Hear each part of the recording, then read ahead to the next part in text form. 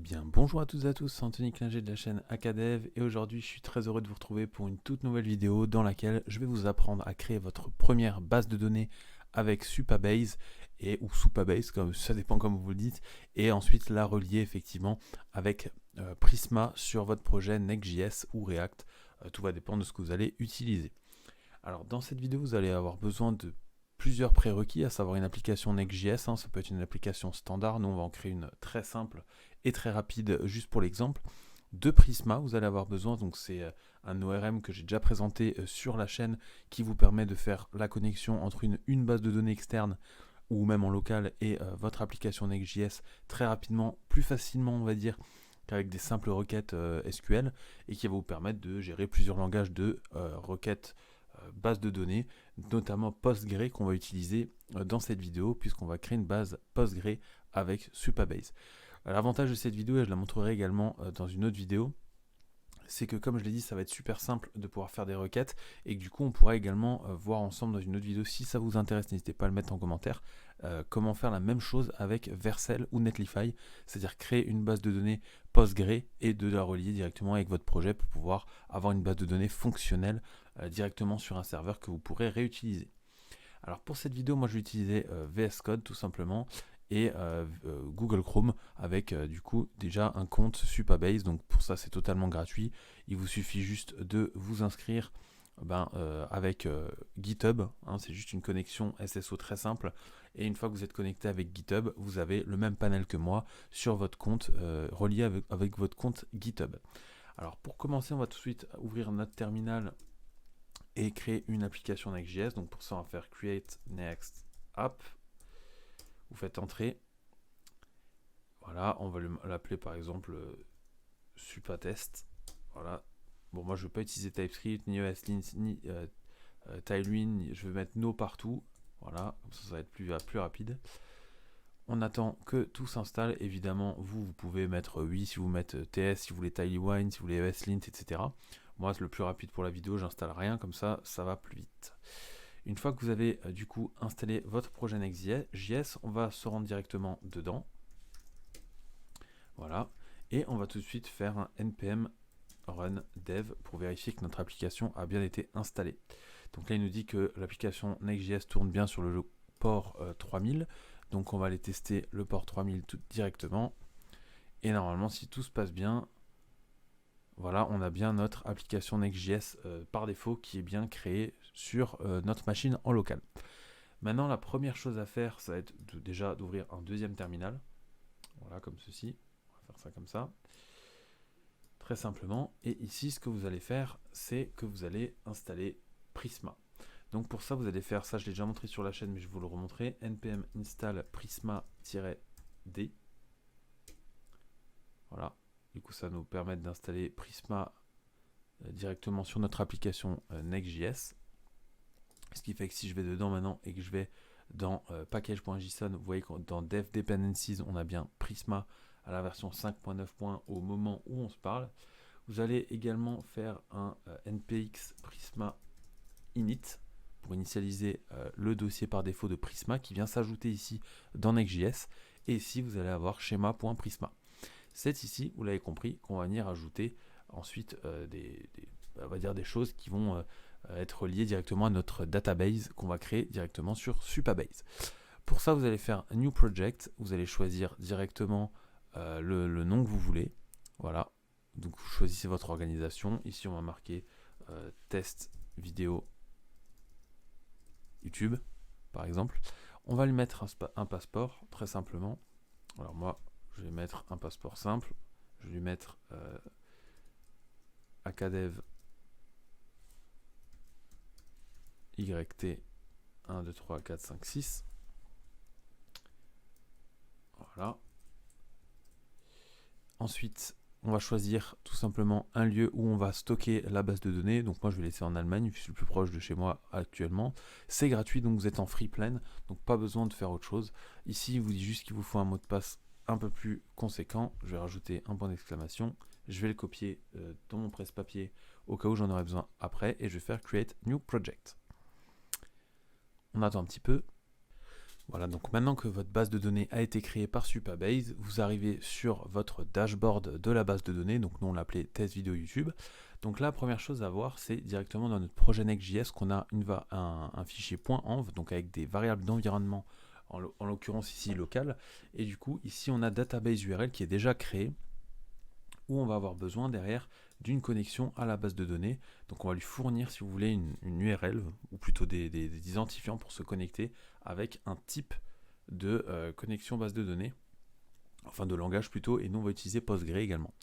Pour ça, vous allez aller cliquer sur Project Settings ici. Vous allez descendre ici dans Database, juste à gauche. Et ici, normalement, tout en haut, vous avez une URL où là, il va vous demander comment vous voulez vous connecter, soit par URI, soit par PSQL, Golang, PHP, Node.js, etc., etc. Donc, soit vous cliquez sur URI, soit vous cliquez sur Node.js. Normalement, pour vous, ça ne va rien changer, vous voyez. Vous faites copie. Et là, vous allez tout simplement tout remplacer ici, couper, coller, et vous allez juste remplir votre password ici. Donc, nous, j'avais mis akadev YT 1, 2, 3, 4, 5, 6, point d'exclamation. Voilà, tout simplement, vous enregistrez ça. Voilà. Et maintenant, ce qu'il va falloir faire pour avoir accès à ça, c'est déjà faire une première migration. Donc, pour ça, ce qu'on va faire ici, c'est qu'on va faire npx prisma migrate dev-name init. Ça va nous permettre de faire une première migration de Prisma avec les nouvelles informations qu'on va lui mettre dans la variable d'environnement. Bon, normalement, ça ne devrait pas prendre trop de temps, voilà, justement. Et là, ils nous disent qu'on peut commencer à faire des modèles directement. Donc là, il nous dit effectivement que j'ai fait une migration où il n'y avait aucun modèle de créer. Donc c'est pour ça que ça a mis cette petite erreur, mais c'est rien de grave. Mais du coup, au moins, on est sûr qu'on est à jour. Pour ça, on retourne dans schéma.prisma. Voilà, et on va venir créer tout simplement notre premier modèle. Donc pour ça, ce qu'on va faire très simplement, on va aller créer un modèle directement ici juste après data source db. Alors moi j'en ai un que j'ai copié très simple. Voilà, comme ceci, je vous fais assez rapide, avec des posts qui pourront être créés par des users. Donc on a fait juste une relation entre les posts et les users ici avec l'author ID et ici en faisant la relation avec le champ. Mais sinon derrière c'est juste une table post et une table user dans ma base de données. J'enregistre. Et maintenant ce qu'on va faire ici tout simplement, c'est cette fois-ci faire de nouveau npx. Donc je vais clear tout ça, npx prisma migrate dev. Et là vous n'êtes pas obligé, mais vous mettez name init si vous le souhaitez ou non. Donc moi je vais remettre init vu qu'avant j'ai eu la petite erreur dans mon initialisation. Voilà, et là il me dit normalement que la migration a bien été faite. Donc là normalement vous avez un dossier qui s'est créé migration avec la nouvelle migration qui vient d'être ajoutée. Et normalement ici, si tout s'est bien passé, vous avez tout qui est en vert et tout qui fonctionne. Pour vérifier que tout a bien fonctionné, vous pouvez cliquer ici sur Table Editor. Et normalement, si vous avez bien fait la corrélation entre les deux, vous devez avoir ici vos deux nouveaux modèles qui contiennent exactement les champs qu'on vient de transmettre par le modèle Prisma, enfin le schéma.prisma, juste ici. Voilà. Donc pour vous donner ensuite un ordre d'idée, on pourrait très bien créer un user ici. Donc pour ça, je vais faire tout simplement insert row ici. Je ne vais pas mettre d'ID puisque c'est auto-incrémenté par défaut, vous le voyez ici. Juste mettre un nom et je vais marquer par exemple akadev. Je vais faire save et je vais tout de suite en ajouter un deuxième qu'on va appeler par exemple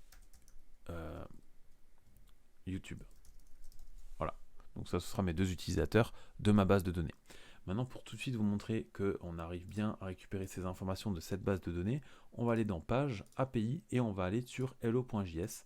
Et ici, on va définir le fait que c'est ici qu'on va appeler tous nos utilisateurs, par exemple. Pour ça, il va d'abord falloir installer le client Prisma. Donc pour ça, très simple, vous faites npm install @prisma/client. Ensuite, vous faites npx prisma generate pour générer le client Prisma.